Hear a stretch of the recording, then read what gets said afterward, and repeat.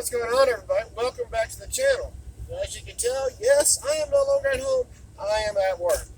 I'm actually here at a job site in Denton, Texas to get unloaded with the concrete slabs.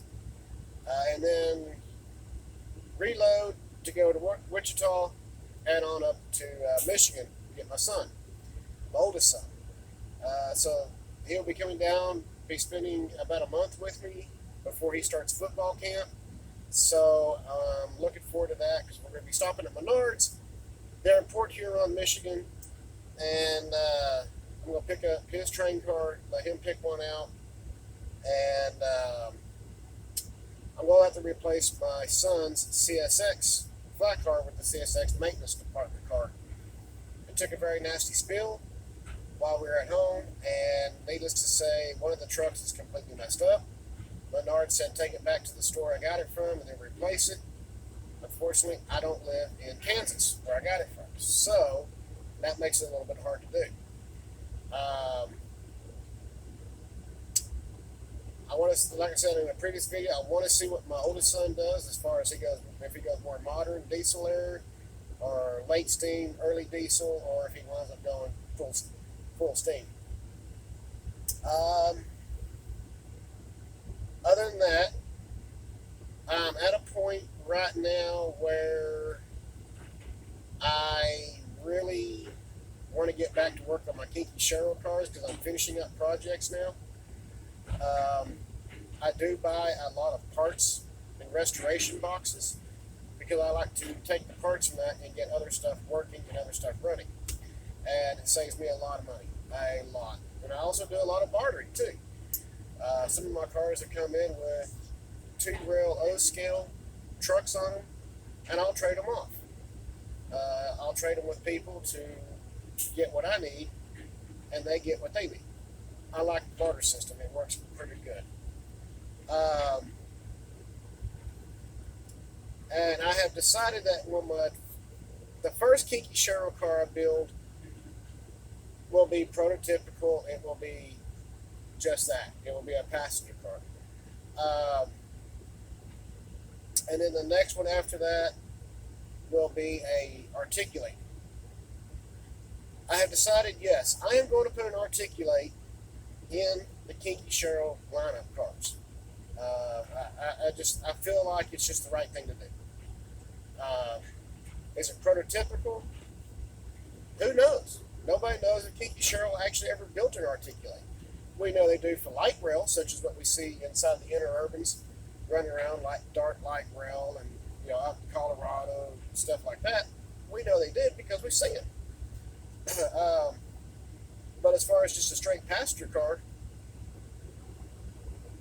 nobody knows. I haven't found any information on it. But hey, if they did and they didn't produce it, cool. We got a model of it. If they did, and I can't find information of it, who knows how prototypical it's going to be, right?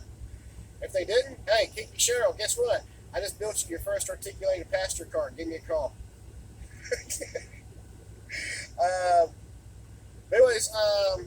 So I'm going to have a bunch of 2-rail O-scale trucks coming up for sale pretty soon.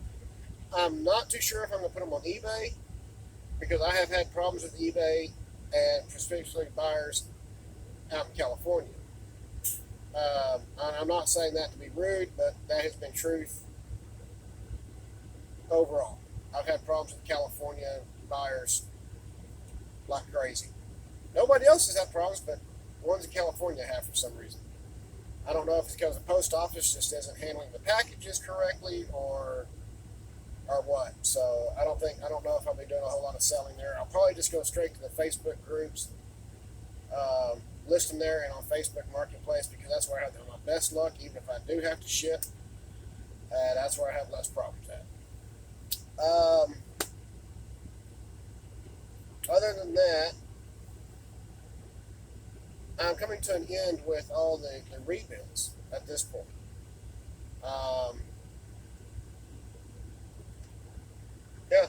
Just little rebuilds here and there and getting them done, and it's working. So having a good time with it.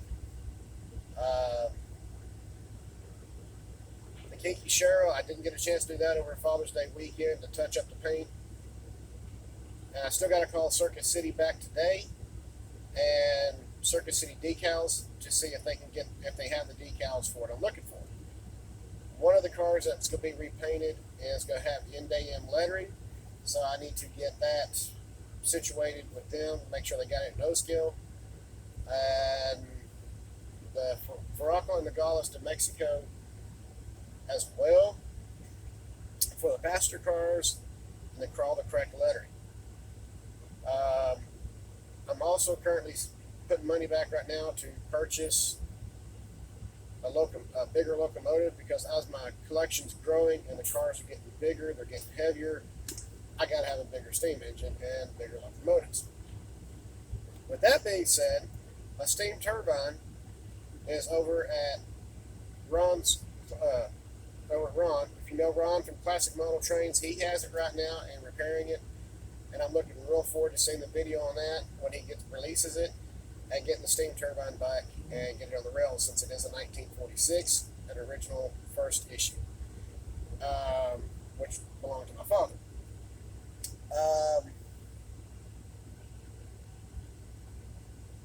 Other than that, I'm looking at a E60. I'd like to get two of those, at least 2 or 3 of those, because I want to do a cold drag. Even if one of them's a dummy unit, that'd be fine. I'm looking at a couple of Hudsons, scale Hudsons that I found. One through MTH, which I'm really kind of interested in, and the other one is a Lionel scale Hudson.